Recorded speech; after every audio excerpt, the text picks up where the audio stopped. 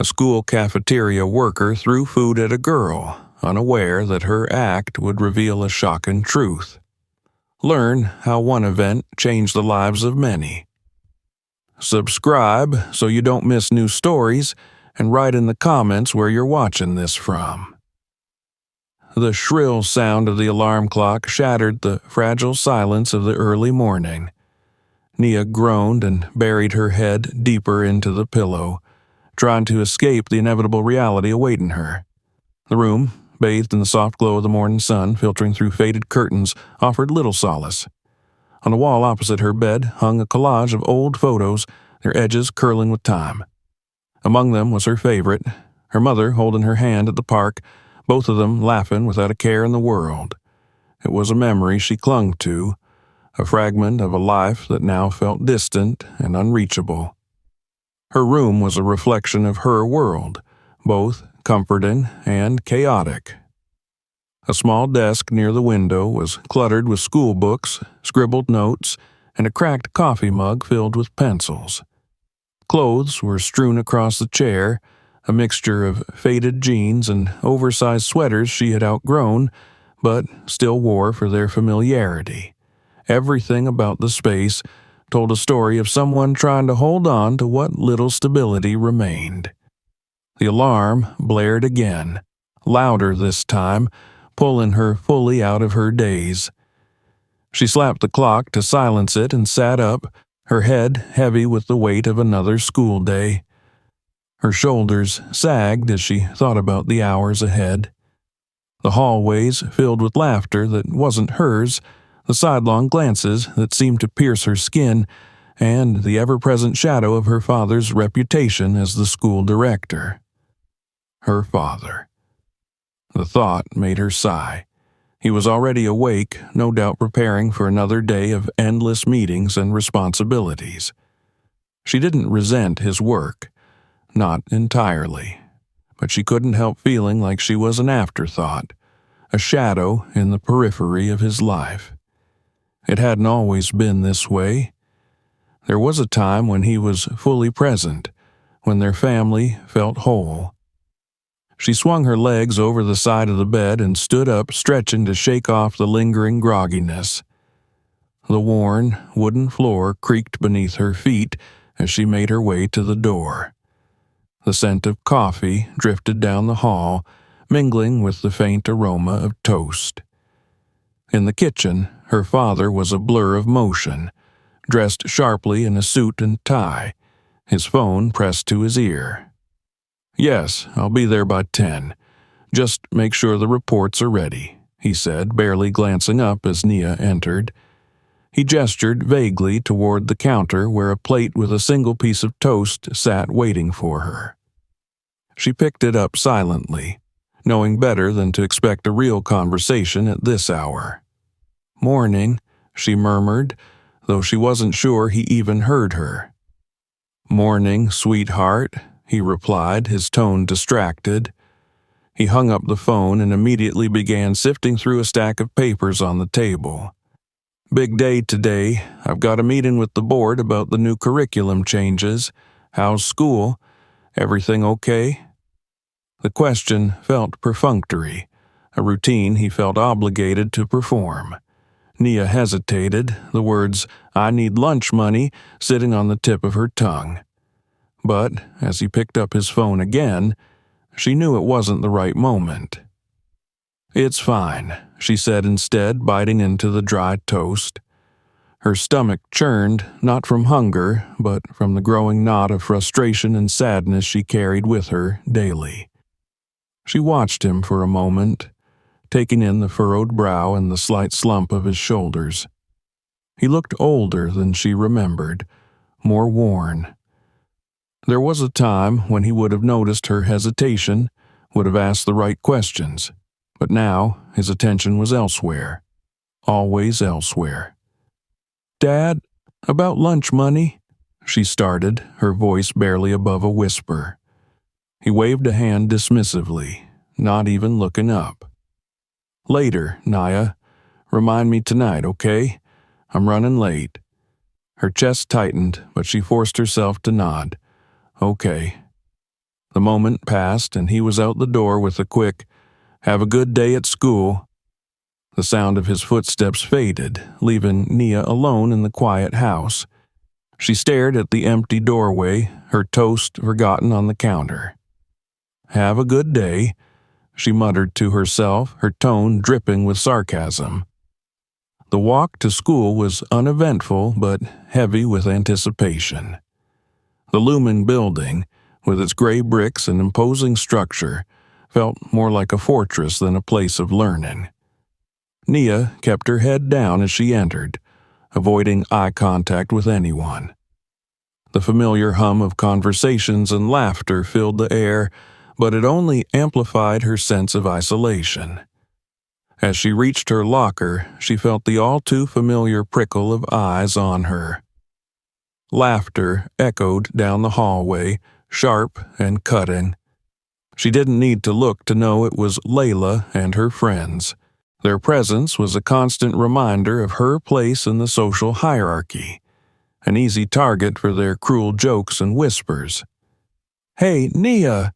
Layla called out, her tone saccharine sweet but laced with mockery. "Looking forward to another day of being invisible?" Her friends giggled, and Nia's cheeks burned. She fumbled with her locker, her hands trembling slightly. She willed herself not to respond, not to give them the satisfaction of a reaction. The day dragged on in a blur of monotony and quiet humiliation. Teachers droned on about equations and historical events, their voices blending into a dull hum. By lunchtime, the tension in her chest had built to a breaking point. She hesitated at the entrance to the cafeteria, her stomach twisting as she imagined the scene waiting for her. But this wasn't just any day. It was the beginning of something that would change everything. Nia didn't know it yet, but the fragile threads of her life were about to unravel in ways she couldn't predict. She took a deep breath and stepped inside. The cafeteria buzzed with the familiar cacophony of lunchtime chaos.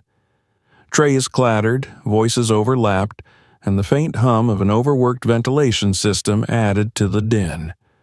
The room smelled of reheated pasta, overcooked vegetables, and something vaguely burnt that clung to the air like an unwelcome guest. Nia stepped inside cautiously, her tray held close to her chest like a shield. The lines were already forming, students jostling for position, their chatter filling the space with bursts of laughter and occasional shouts. Nia kept her head down, her eyes fixed on the scuffed tiles beneath her feet. She could feel the weight of the day pressing on her shoulders, compounded by the growing ache in her stomach. She had no money for lunch, but she hoped, desperately, that the cafeteria worker, Mrs. Green, would show some leniency.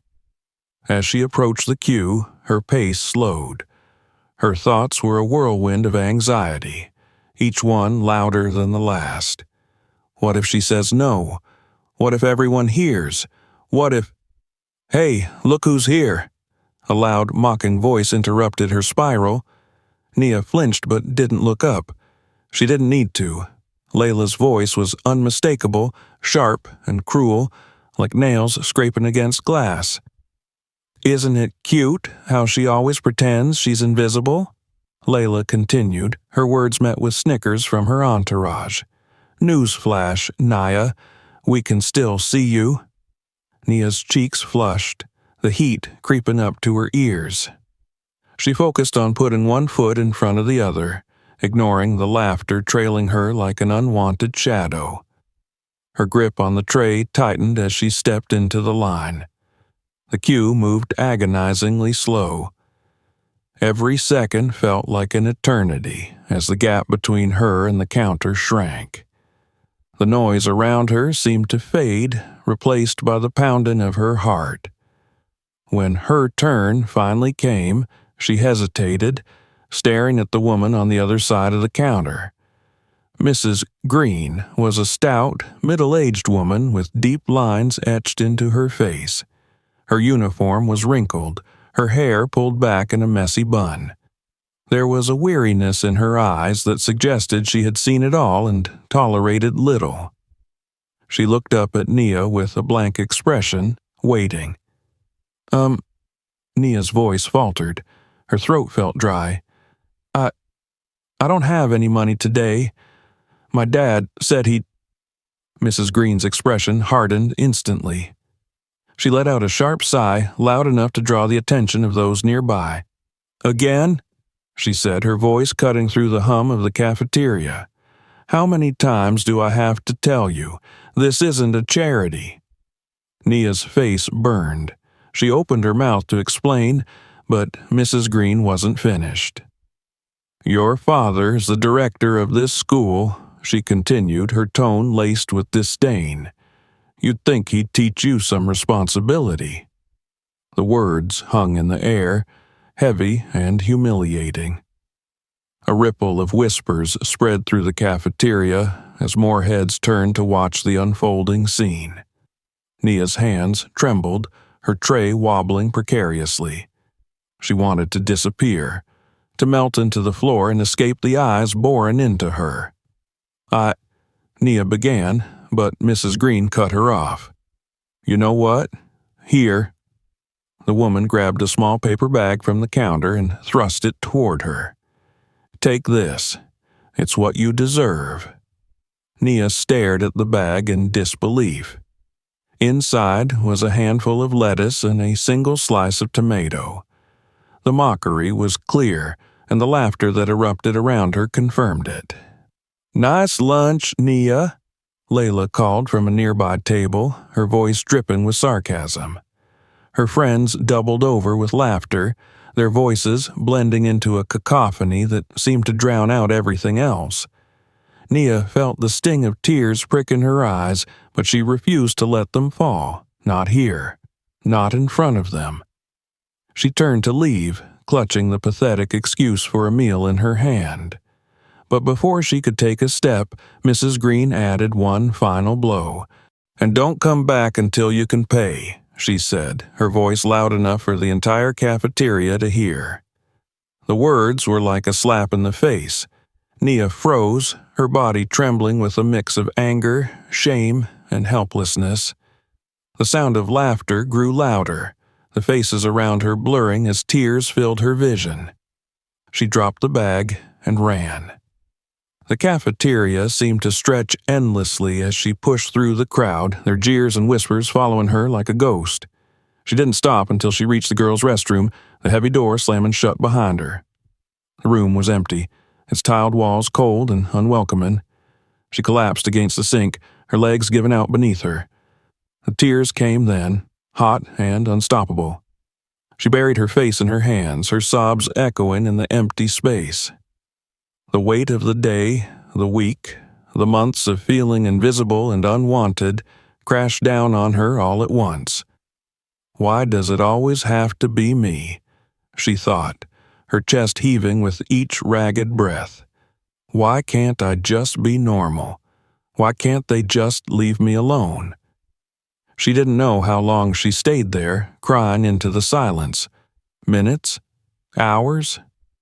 Time seemed to lose all meaning as the emotions she had been bottling up for so long poured out of her. When the tears finally subsided, she stared at her reflection in the mirror. Her eyes were red and swollen, her face pale and streaked with tears. She barely recognized the girl staring back at her. "Pull yourself together," she whispered, her voice hoarse. But the words felt hollow, a weak attempt to rebuild the walls that had crumbled around her. The bell rang, signaling the end of lunch. Nia took a deep, shaky breath and splashed cold water on her face. She couldn't avoid the world forever, no matter how much she wanted to. Squaring her shoulders, she opened the door and stepped out into the hallway, bracing herself for whatever came next. What she didn't realize was that the worst and the most pivotal moments of the day were still to come. The afternoon sun cast long shadows across the school courtyard as students moved between classes, their conversations blending into a steady hum. Nia walked with her head down, her feet dragging slightly as she made her way toward her locker. Her clothes were still damp and stained from the cafeteria incident, the lingering smell of the sauce clinging to her like a cruel reminder of her humiliation. She kept her gaze fixed on the floor, avoiding the eyes of her classmates who had seen everything and weren't shy about whispering as she passed. She hadn't seen her father all day, though she knew he was somewhere in the building. The thought of facing him made her stomach churn. The last thing she wanted was for him to know what had happened, not because she feared his reaction, but because she couldn't bear to relive it. Yet, deep down, a small part of her wished he would notice, would ask, would care. The final bell rang, and the hallways began to empty as students poured out of the building. Nia lingered near her locker, hoping to avoid the crowd. Just as she was about to leave, she heard a voice calling her name. "Nia!" Her father's voice was firm, but there was a hint of concern in it. She turned slowly to see him approaching, his usual composed expression replaced by something softer. He held a clipboard in one hand and a phone in the other, but his eyes were fixed on her. "I've been looking for you," he said, his brow furrowing as he took in her disheveled appearance. What happened? For a moment, Nia considered lying. She could say it was nothing, that she had tripped or spilled something on herself, but the weight of the day pressed down on her, and the words spilled out before she could stop them. "It was Mrs. Green," she said, her voice trembling. "In the cafeteria. She humiliated me in front of everyone." Her father's expression darkened instantly. He set the clipboard and phone down on a nearby bench, his posture shifting from professional to protective. "Tell me everything," he said, his tone serious. Nia hesitated, her fingers fidgeting with the hem of her shirt. "I didn't have money for lunch," she began, her voice barely above a whisper. "I tried to explain, but she wouldn't listen. She called me irresponsible, and then Her voice broke and she looked away, tears threatening to spill again. He placed a hand on her shoulder, his grip firm but reassuring. "And then what?" "She gave me a bag of lettuce," Nia said, her cheeks flushing with the memory. "And she said I didn't deserve anything better. Everyone laughed. I couldn't take it, so I left." Her father's jaw tightened and his eyes flashed with anger. "Where is she now?" "Probably still in the cafeteria," Nia replied, wiping her eyes quickly. "Dad, please don't." But he was already moving, his stride purposeful as he headed toward the cafeteria. Nia followed reluctantly, her heart pounding in her chest. She didn't want a scene, but a part of her felt a flicker of hope that he was finally paying attention. When they arrived, the cafeteria was nearly empty, save for a few staff members cleaning up. Mrs. Green stood behind the counter, her back to them as she wiped down the surface. Her movements were brisk, almost mechanical, as if she were trying to scrub away the events of the day. "Mrs. Green," her father called, his voice steady but unmistakably authoritative. She turned slowly, her eyes widening slightly when she saw him. "Mr. Harper," she said, straightening her posture, "what can I do for you?" "You can start by explaining why you thought it was appropriate to publicly humiliate my daughter," he said, his tone calm but edged with steel. Mrs. Green's expression hardened. "Mr. Harper, with all due respect, I have a job to do. Your daughter came to me without money." "And that justifies mocking her in front of her peers?" he interrupted, his voice rising slightly. "It justifies handing her a bag of scraps and making her the subject of ridicule." "I didn't mean for it to go that far," Mrs. Green said, though her tone lacked remorse. "But she's not the only one struggling, you know. This school is full of kids with problems, and we don't have the resources to cater to everyone." "This isn't about resources," he snapped. "It's about basic human decency." The room fell silent, the tension palpable. Nia watched the exchange with a mix of emotions: gratitude for her father's defense, embarrassment at the attention, and a lingering anger that none of this would have happened if he had been more present in her life. "I understand that you're under pressure," her father continued, his voice softening slightly.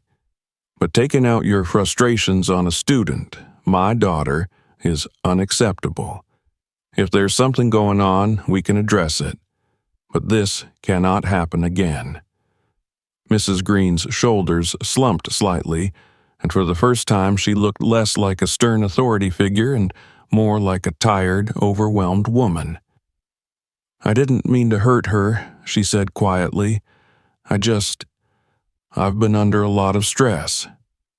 "Then let's find a way to deal with that stress," he said, his tone firm but not unkind. "But in the meantime, I expect a formal apology to Nia." Mrs. Green nodded reluctantly, her gaze flickering to Nia. "I'm sorry," she said, her voice barely audible. Nia didn't respond immediately. She wasn't sure if the apology was sincere or simply a way to end the confrontation. Either way, it felt hollow. She glanced at her father, who gave her a small, encouraging nod. "Thank you," she said finally, though her voice was flat. Her father turned back to Mrs. Green. "We'll be discussing this further," he said, his tone leaving no room for argument. Then he placed a hand on Nia's shoulder and guided her out of the cafeteria. As they walked down the hall, the tension between them was thick.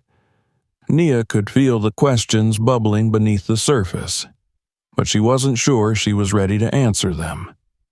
Finally, her father broke the silence. "Nia," he said, his voice softer now, "why didn't you come to me about this sooner?" She stopped walking and turned to face him, her eyes brimming with tears. "Because you're never there," she said, her voice cracking. "You're always too busy with work or meetings or everything else. I didn't think you'd care." Her words hit him like a punch to the gut. He stared at her, his face a mixture of guilt and realization. "I'm sorry," he said, his voice heavy with regret. "I didn't realize how much I've been neglecting you, but that changes now." Nia wanted to believe him, but she'd heard similar promises before. Still, there was something different in his eyes this time, a determination that gave her a glimmer of hope. "Okay," she said quietly, not ready to fully forgive but willing to give him a chance. They walked the rest of the way in silence, the unspoken understanding between them a fragile but significant step forward. Neither of them knew what lay ahead, but for the first time in a long time, they faced it together. The day after the cafeteria incident dawned cold and overcast, the kind of weather that seemed to mirror Nia's mood. She dragged herself out of bed, dreading the thought of returning to school. The humiliation of the previous day was still fresh in her mind, playing on an endless loop whenever she closed her eyes. She didn't know how she would face her classmates again, especially after Layla and her friends had witnessed everything. By the time she arrived at school, the hallways were alive with an undercurrent of excitement. Students huddled in groups, their phones glowing as they whispered and laughed. Nia didn't have to ask what they were talking about. She felt it in the way their eyes darted toward her and the smirks that followed her down the hall. Her stomach churned as she reached her locker, the knot of anxiety tightening with every passing second. She was just beginning to fumble with the combination when a familiar voice cut through the noise. "Nia, have you seen this?" It was Maria, one of the few classmates who occasionally spoke to her. She held up her phone, her expression a mix of pity and hesitation. "What is it?" Nia asked, her voice barely above a whisper. Maria hesitated, then handed her the phone. On the screen was a video. The title alone made Nia's heart sink. Director's daughter gets what she deserves. Her fingers trembled as she pressed play. The video began with a shaky shot of the cafeteria, the camera zooming in on Mrs. Green handing her the bag of lettuce. The audio was crystal clear, capturing every cut-in word, every snicker from the crowd, and the roar of laughter that erupted when Nia ran out. The camera lingered on her retreating figure, shaky but steady enough to capture the full extent of her humiliation. The video ended with Layla's voice, unmistakable and dripping with mockery. Poor little Nia, maybe next time Daddy can bail her out. Nia's breath hitched, her face burned as she handed the phone back to Maria, her mind racing. It wasn't just the humiliation of the moment. Now it was immortalized, spreading like wildfire through the school. She could already feel the walls closing in, the whispers and stares pressing down on her like a physical weight. "I'm sorry," Maria said softly, her voice tinged with genuine sympathy. "I just thought you should know." Nia nodded, unable to find the words to respond. She turned and walked away, her head spinning as she tried to process the enormity of what had just happened. By lunchtime, the video had gone viral, at least by the standards of their school. It was shared in every group chat, discussed in hushed tones, and dissected in real time by students eager to weigh in. Even some of the teachers seemed aware of it, their glances lingering on Nia a little longer than usual. Nia avoided the cafeteria altogether, opting instead to eat outside in the cold. She didn't have much of an appetite, but the solitude was preferable to the storm waiting inside. She sat on a bench, the cold seeping through her jeans, and stared blankly at the gray sky. Her phone buzzed in her pocket, but she ignored it. She knew what it would be. Messages from classmates, some feigning concern, others piling on the ridicule. She didn't need to see it to know that her name was on everyone's lips. Meanwhile, in his office, Nia's father was dealing with the fallout of his own. His phone rang incessantly, emails flooded his inbox, and a steady stream of concerned parents demanded answers. "Mr. Harper, we need to address this immediately," one of the school board members said during an emergency meeting. "The video has drawn a lot of negative attention, not just to the school, but to you personally." "I'm aware," he replied tersely, his mind racing as he tried to piece together a plan. "I'm handling it." "You'd better," another board member chimed in. "This kind of publicity could damage our reputation." After the meeting, he returned to his office, the weight of the situation pressing down on him. He watched the video again, his jaw tightening with every second. Seeing his daughter reduced to a punchline, her pain turned into entertainment, ignited a fire within him. He had spent years dedicating himself to this school, to its students, but now he saw how much he had failed the one person who mattered most. He picked up his phone and dialed Nia's number. It rang several times before going to voicemail. He left a message, his voice tight with emotion. "Nia, it's Dad. Call me back when you can. We need to talk." By the end of the day, the situation had escalated even further. Parents of other students began contacting the school, some expressing outrage at the lack of control, others demanding accountability for what had happened to Nia. The story had even begun to attract attention from local news outlets, their reporters eager to spin the narrative into a broader discussion about bullying and school leadership. Nia, unaware of the growing storm outside her bubble, spent the afternoon hiding in the library. The quiet solace of the bookshelves provided a brief escape, but it did little to ease the turmoil inside her. She felt exposed, vulnerable, and utterly powerless. The video had stripped her of whatever little dignity she had left, and she didn't know how to reclaim it. That evening, when Nia finally returned home, her father was waiting for her. He was seated at the kitchen table, his tie loosened and his sleeves rolled up, a look of exhaustion and determination etched into his features. "Nia," he said as she entered, his tone soft but firm, "we need to talk." She hesitated, her fingers gripping the strap of her bag. "I don't want to," she muttered, her voice barely audible. "I understand," he said, "but this can't wait." Reluctantly, she sat down across from him, her eyes fixed on the table. He took a deep breath, choosing his words carefully. "I saw the video," he began, "and I want you to know that I'm handling it. Mrs. Green will face consequences for what she did, and I've already started working with the board to address the broader issues at the school." Nia didn't respond. She stared at the table, her jaw clenched as a swirl of emotions battled within her. "I also want to apologize," he continued, "for not being there for you, for letting things get to this point. I've been so focused on work that I didn't see how much you were struggling. That's on me, and I'm sorry." She looked up at him then, her eyes red and tired. "It's not just about you," she said, her voice shaken. "It's about everyone. They don't care about me. I'm just nothing to them." "You're not nothing," he said firmly, leaning forward. "You're my daughter, and you're so much more than what they see. I know it's hard to believe that right now, but I promise you we'll get through this. Together."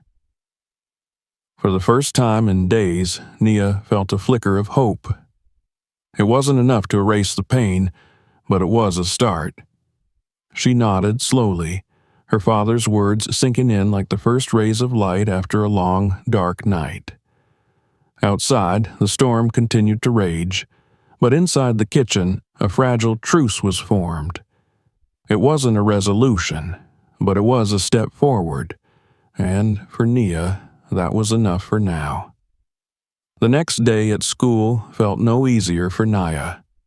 The humiliation from the video still lingered in the air like a dark cloud. Whispers trailed her in every hallway, and even when the stairs stopped, the weight of her own thoughts was enough to crush her. She avoided the cafeteria again, choosing instead to sit alone in the library, her book spread before her as a flimsy pretense of studying. She hadn't spoken to her father that morning. He had left early for yet another meeting. Unknown to Nia, her father was in the middle of a private conversation with Mrs. Green. The meeting had been hastily arranged after the school board demanded an immediate investigation into the cafeteria incident. In his office, he sat across from her, his face a mixture of professionalism and personal disappointment. "Mrs. Green," he began, his voice steady but firm, "I've called you here to address the incident with my daughter, but I also want to understand why this happened. You've worked here for years, and this behavior is out of character for you." Mrs. Green sat stiffly, her hands clasped tightly in her lap. Her usual sharp demeanor was gone, replaced by something softer, almost vulnerable. She avoided his gaze, her eyes fixed on the floor as she struggled to find the right words. I don't know what came over me," she said finally, her voice quiet. "It was a moment of weakness, and I let my frustration get the better of me. I regret it, truly. But," she hesitated, her lips pressing into a thin line, "there's more to it than that." Her words hung in the air, heavy with unspoken meaning. Nia's father leaned forward slightly, his tone softening. "Then help me understand. What's going on?" Mrs. Green let out a shaky breath, her fingers twisting nervously in her lap. "I lost my daughter 3 years ago," she said, her voice trembling. She was 17. A car accident. She was on her way to prom. The admission was like a crack in a dam, and the words spilled out in a torrent. She told him about the night of the accident, how she had been waiting at home to see her daughter off, only to receive a call from the hospital instead, how her world had shattered in an instant, leaving her to pick up the pieces alone. I never really recovered, she admitted, her eyes glistening with unshed tears. I threw myself into work, trying to distract myself from the pain, but it's always there, lurking beneath the surface. And when I see kids like your daughter, it brings it all back. The anger, the bitterness, the sense of unfairness. Nia's father listened silently, his own emotions swirling as he tried to process her story. He had known Mrs. Green for years, but he had never suspected the depth of her pain. It was a reminder of how much people carried beneath the surface, unseen and unacknowledged. I understand your pain, he said gently, and I'm sorry for your loss, but that doesn't excuse what happened in the cafeteria. My daughter is already struggling, and your actions only made it worse. Mrs. Green nodded, her expression filled with shame. I know, she said, and I'll apologize to her. I don't expect forgiveness, but I need her to know how sorry I am. Later that afternoon, Nia was sitting in the library when Mrs. Green found her. The woman's presence startled her, and for a moment, Nia considered getting up and leaving. But something in Mrs. Green's expression stopped her. She looked different, softer, almost broken. Nia, Mrs. Green began, her voice uncharacteristically gentle. May I sit with you for a moment? Nia hesitated, then nodded slowly. Mrs. Green took the seat across from her, folding her hands on the table as she searched for the right words. I owe you an apology, she said finally. What I did in the cafeteria was wrong. I let my own pain and frustration get the better of me, and I took it out on you. That wasn't fair, and I'm truly sorry. Nia stared at her, unsure of how to respond. She had spent so much time resenting Mrs. Green for what had happened that seeing her like this, vulnerable and remorseful, felt jarring. I don't know if I can forgive you, Nia said honestly, her voice quiet but steady. You embarrassed me in front of everyone. You made me feel like I didn't matter. Mrs. Green nodded, her expression heavy with guilt. You're right, and I don't expect forgiveness, but I want you to know that my actions had nothing to do with you and everything to do with me. She went on to share the story of her daughter, her voice thick with emotion. As Nia listened, something inside her shifted. She still felt the sting of Mrs. Green's actions, but now she saw the woman in a new light. Her anger didn't disappear, but it softened, replaced by a flicker of understanding. I'm sorry for your loss, Nia said after a long pause. I can't imagine what that must have been like. Thank you, Mrs. Green said, her eyes glistening. And thank you for listening. I'll be stepping away from my position here. It's clear I need to take some time to heal, for my sake and for others. Nia nodded, unsure of what else to say. As Mrs. Green stood to leave, she turned back one last time. You're a strong young woman, Nia, she said. Don't let anyone, not even me, make you feel otherwise. That evening, Nia told her father about the conversation. They sat together at the kitchen table, the warmth of the overhead light casting a soft glow over their faces. She apologized, Nia said, her voice thoughtful, and I think she meant it. Her father nodded, a small smile playing at the corners of his mouth. I'm proud of you for hearing her out, he said. That takes strength. Nia looked at him, her eyes searching his face.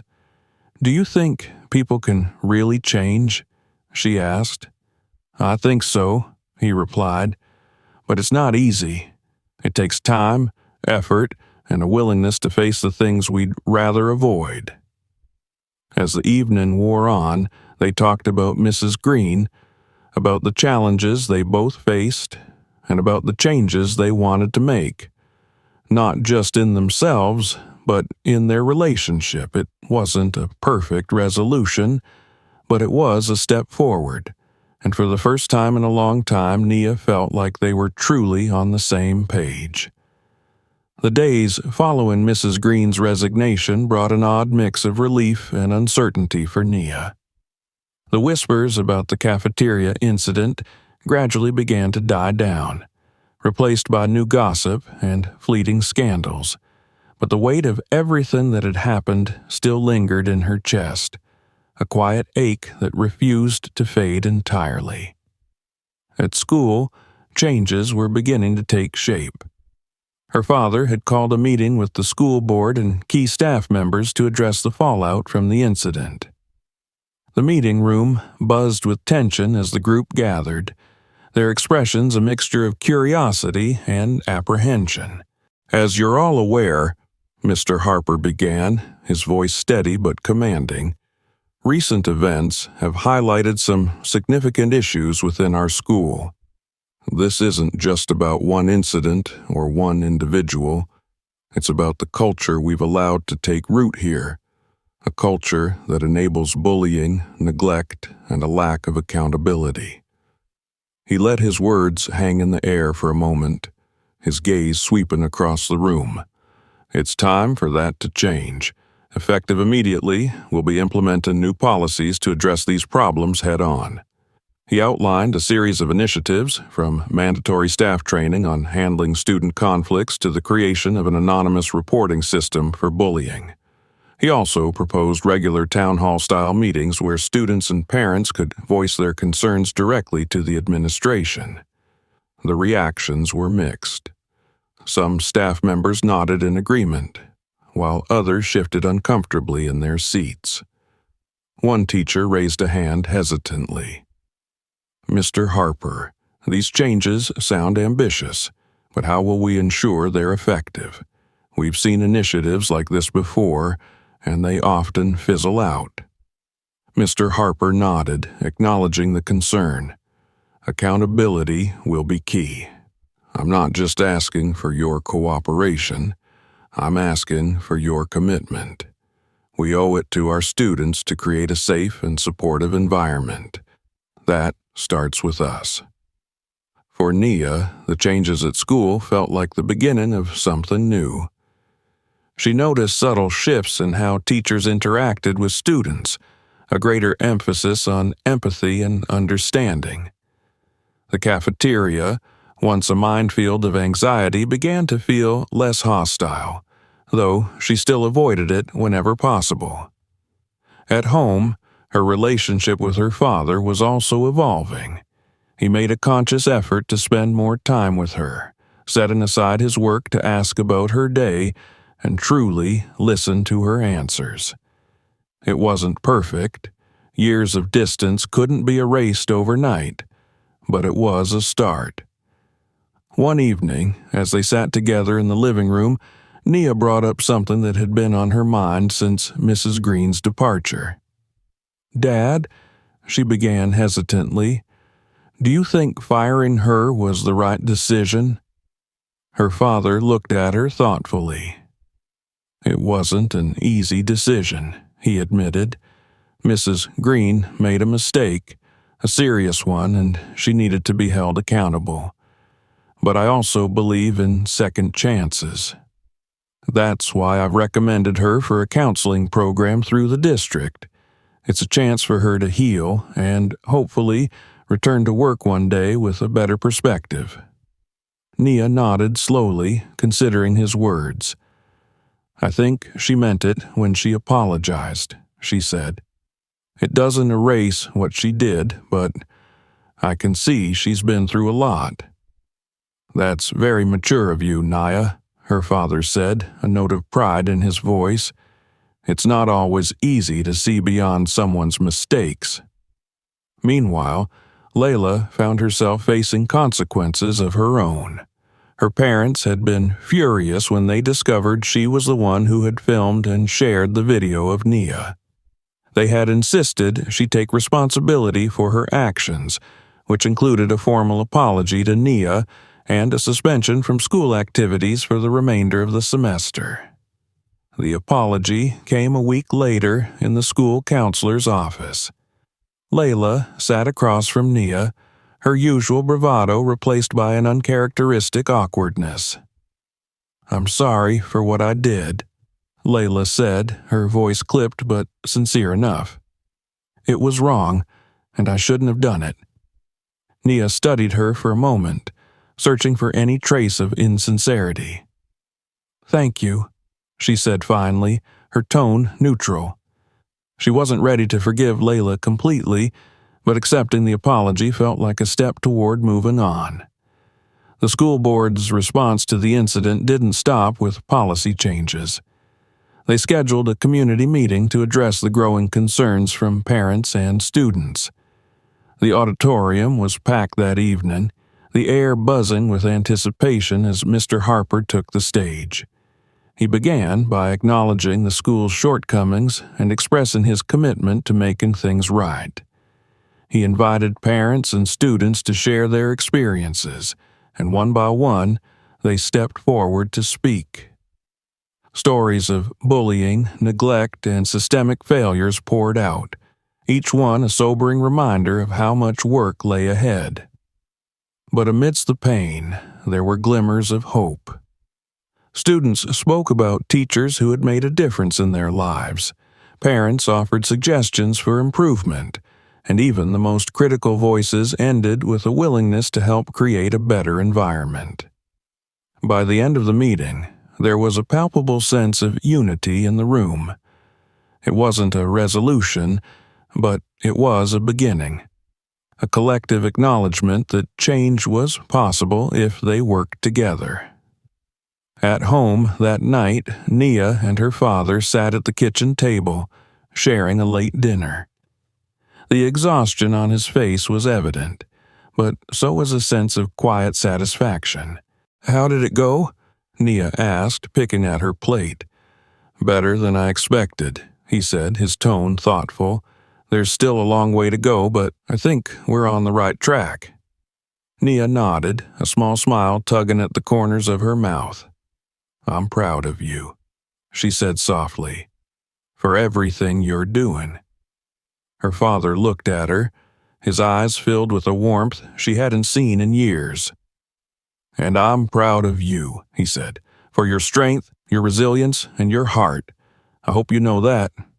For the first time in a long while, Nia felt a sense of peace. The road ahead wouldn't be easy, but for the first time she believed it was one worth traveling. Together, they were beginning to rebuild what had been broken, not just in their family, but in their school and their community. And that, she realized, was more than enough. The crisp morning air carried the scent of autumn, a reminder that the year was slowly marching toward its end. Nia walked to school with a lighter step than she'd had in months. The humiliation of the cafeteria incident still lingered in her memory, but it no longer defined her. Changes were happening, real, tangible changes, and for the first time, she felt like she was part of something bigger than herself.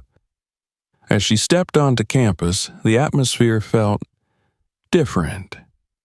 The usual tension in the air had softened. There was still noise, still the hum of students rushing to class, but something about the energy had shifted. The graffiti on the lockers had been cleaned. Teachers greeted students more warmly. Even Layla, once the ringleader of Nia's torment, kept to herself, her former smugness replaced by a quiet humility. In her first class, the teacher began with a short announcement. "Before we dive into today's lesson, I want to remind everyone about the new peer support group starting this week," she said, her tone encouraging. "These groups are open to anyone who wants to talk about what they're going through or just needs a safe space to be heard." Nia listened intently. The idea had been one of her father's proposals during the community meeting, and seeing it come to fruition made her chest swell with a quiet pride. During lunch, Nia decided to venture back into the cafeteria. It was a tentative step, but one she knew she needed to take. The room was as noisy as ever, but this time she didn't feel the sharp sting of eyes on her. Instead, she spotted Maria waving her over to a table. "Hey, Nia," Maria said as she slid into the seat beside her. "I'm glad you're here." "Thanks," Nia replied, smiling softly. The conversation at the table was light and easy, and for the first time in a long while, Nia felt like she belonged. She wasn't invisible anymore, not because of the incident, but because she was starting to find her voice. As they talked, she noticed one of the new school counselors walking through the cafeteria, stopping to chat with students. The counselors had become a regular presence on campus, part of the school's effort to create a more supportive environment. Nia made a mental note to speak with one of them soon. She wasn't sure what she wanted to say, but she knew it was time to start unpacking everything she'd been carrying. At home, her father was also embracing the changes he had set in motion. His work schedule had shifted to allow him more time with Nia, and their evenings together had become a cherished routine. One night, as they prepared dinner together, he brought up something that had been on his mind. "You know," he said, slicing a tomato with practiced ease, "this whole experience has been a wake-up call for me. I've spent so much time focused on the school that I forgot why I started this job in the first place." Nia looked at him curiously. "Why did you?" He paused, considering his words. "Because I wanted to make a difference. I wanted to create a place where every student felt seen, heard, and valued. Somewhere along the way, I lost sight of that, but you reminded me of what's important." His words hit her deeply, and she felt a lump rise in her throat. "I'm glad," she said quietly. I think we both needed this." He smiled at her, the warmth in his eyes unmistakable. "You've taught me more than you realize, Nia." The following week, Nia found herself in one of the new peer support meetings. The room was small and cozy, with beanbags and a circle of chairs arranged to encourage conversation. A few students were already there, some she recognized, others she didn't. The counselor leading the session greeted everyone warmly and explained the ground rules: respect, confidentiality, and openness. At first, Nia hesitated to speak. She listened as others shared their stories, some light-hearted, others deeply personal. Gradually, she began to feel a sense of connection, a realization that she wasn't as alone as she'd thought. When it was her turn, she took a deep breath and began. "Hi, I'm Nia," she said, her voice steady but soft. "This year has been hard. There was an incident in the cafeteria, and it made me feel like I didn't matter, like I was invisible. But I've learned that I'm not. I've learned that people do care, even if it doesn't always seem that way." As she spoke, the weight in her chest began to lift. The group listened intently, nodding and understanding, and when she finished, they offered quiet words of encouragement. It wasn't a miracle cure, but it was a start. At the end of the day, Nia walked home with a sense of quiet accomplishment. The world hadn't changed overnight, but it was changing, and so was she. The scars from her experiences would remain, but they were no longer the defining features of her story. They were reminders of what she had overcome and what she was capable of. That evening, she and her father sat down to dinner together, a homemade pizza they had created as a team. The conversation flowed easily, moving from school updates to favorite childhood memories. As they laughed and shared stories, Nia felt a warmth she hadn't experienced in a long time. For the first time in what felt like forever, she felt truly at home.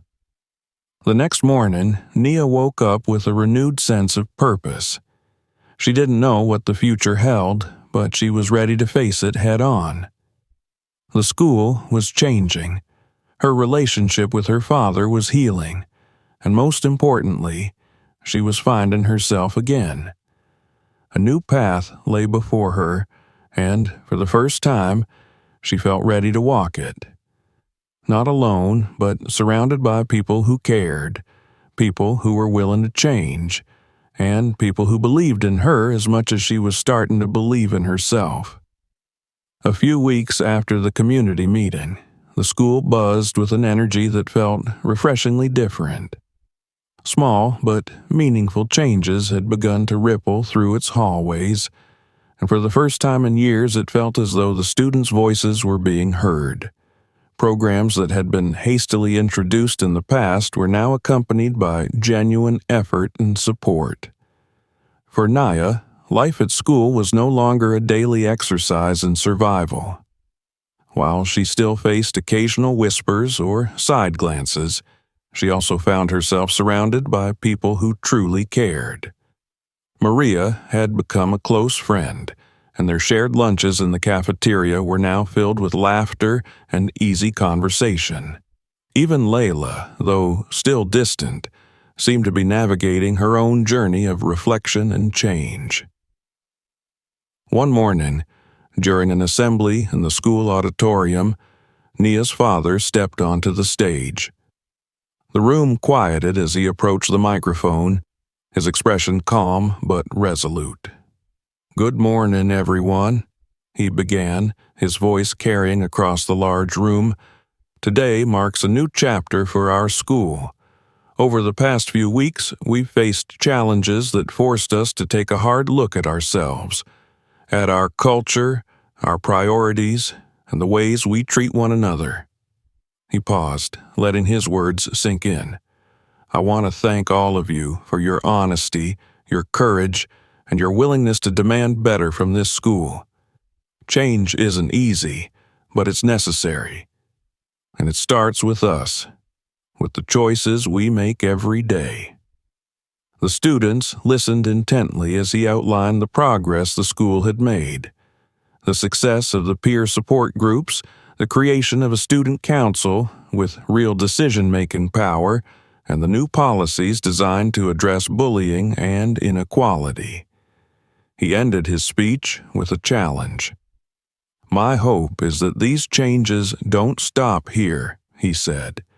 "Each of you has the power to make this school a place where everyone feels safe, valued, and respected. Let's build that together." The room erupted in applause, the energy palpable. As Nia watched her father step down from the stage, she felt a swell of pride. He wasn't just her father anymore. He was a leader, someone who was making a difference. After the assembly, Nia was approached by one of the counselors, a young woman named Miss Patel. She had been instrumental in organizing the peer support groups and had a knack for connecting with students.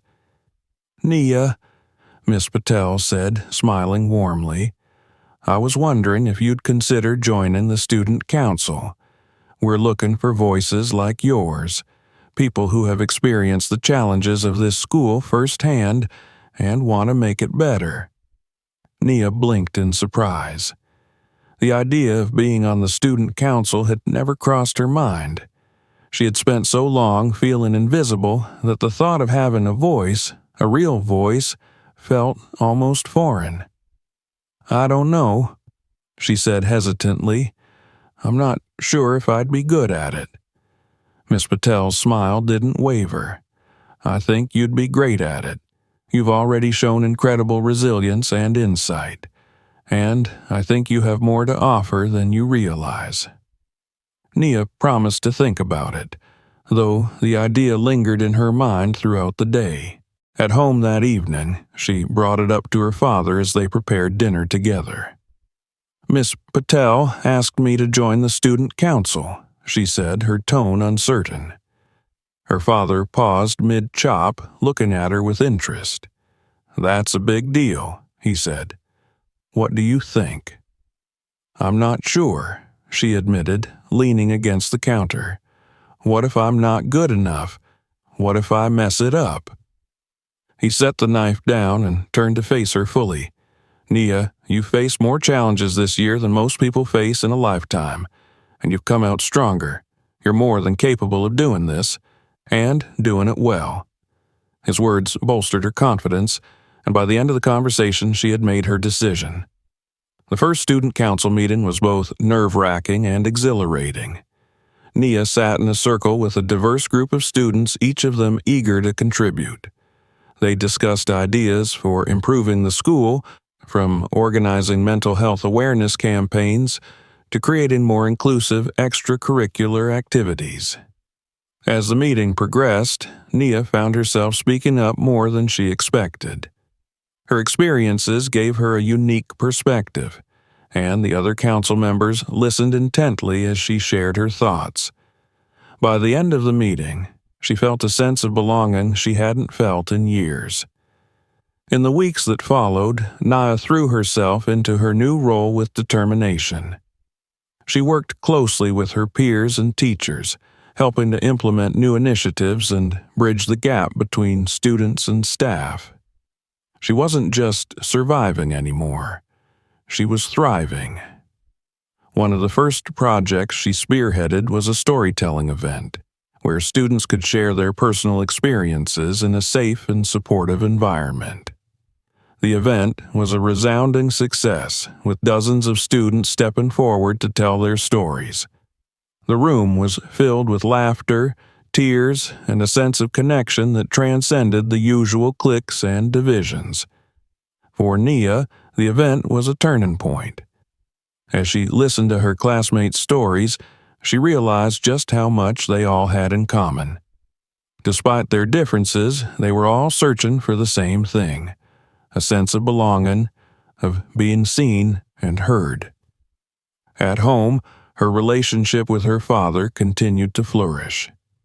They spent more time together than ever before, sharing meals, stories, and moments of quiet companionship. He had become not just a father, but a partner in her journey, someone who believed in her as much as she was beginning to believe in herself. One evening, as they sat together on the couch, her father turned to her with a thoughtful expression. "You know," he said, "I think your mother would be so proud of you." The words hit her deeply, and for a moment she struggled to hold back tears. "You think so?" she asked, her voice soft. "I know so," he said firmly. "You've become someone who doesn't just endure, but makes things better, for yourself and for others. That's something to be proud of." Nia smiled, a warmth spreading through her chest. For the first time in a long time, she felt truly at peace. The school year continued, and while challenges still arose, Nia faced them with a newfound strength. She wasn't the same girl who had hidden in the restroom, overwhelmed by shame and fear. She had found her voice, her purpose, and a community that supported her. As she walked through the hallways one morning, she caught sight of her reflection in a glass panel. The girl, staring back at her, looked different, not in appearance but in presence. She stood a little taller, her shoulders a little straighter. She was no longer defined by her struggles, but by her resilience and her ability to inspire change. A new path had been forged, not just for Nia, but for everyone around her. And as she stepped into the future, she carried with her the lessons of the past and the hope of what was yet to come. If you liked this story, subscribe to the channel so you don't miss new videos. Share this video with your friends. Maybe it will inspire someone else. And don't forget to check out the other videos on our channel. There are more interesting stories to come.